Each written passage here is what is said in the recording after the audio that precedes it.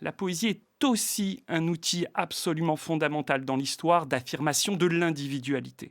C'est parce qu'il y a eu des poètes et des poétesses, en particulier au moment de la Renaissance, que cette conquête politique essentielle qu'est la possibilité pour je de dire je, c'est grâce à la poésie que cela a été, en partie, que cela a été possible. C'était également le cas grâce aux artistes, aux scientifiques, mais la poésie a joué un rôle énorme.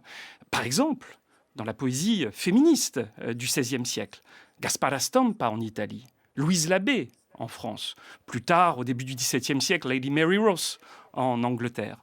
Des femmes qui ont pris la plume dans des mondes d'hommes pour dire qu'elles ont droit d'aimer comme elles aiment, qu'elles ont droit de souffrir comme elles souffrent, qu'elles ont droit de se révolter comme elles se révoltent. Et je parlerai de densité existentielle, voilà, d'intensité ou de densité existentielle.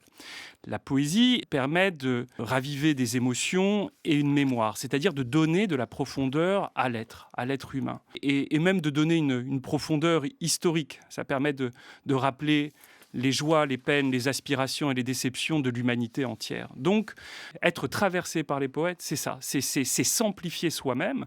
Et de ce point de vue-là, j'aurais tendance à dire quelque chose, c'est que c'est totalement lié aussi à l'amour, une forme d'amour universel, d'amour pour son prochain. Vous savez, il y a cette saillie poétique que j'adore de Robert Desnos dans « J'ai tant rêvé de toi ». J'ai tant rêvé de toi, tant parler, marcher, coucher avec ton fantôme, qui ne me reste plus peut-être, et pourtant qu'être fantôme parmi les fantômes, et plus ombre 100 fois que l'ombre qui marche et marchera éternellement sur le cadran solaire de ta vie.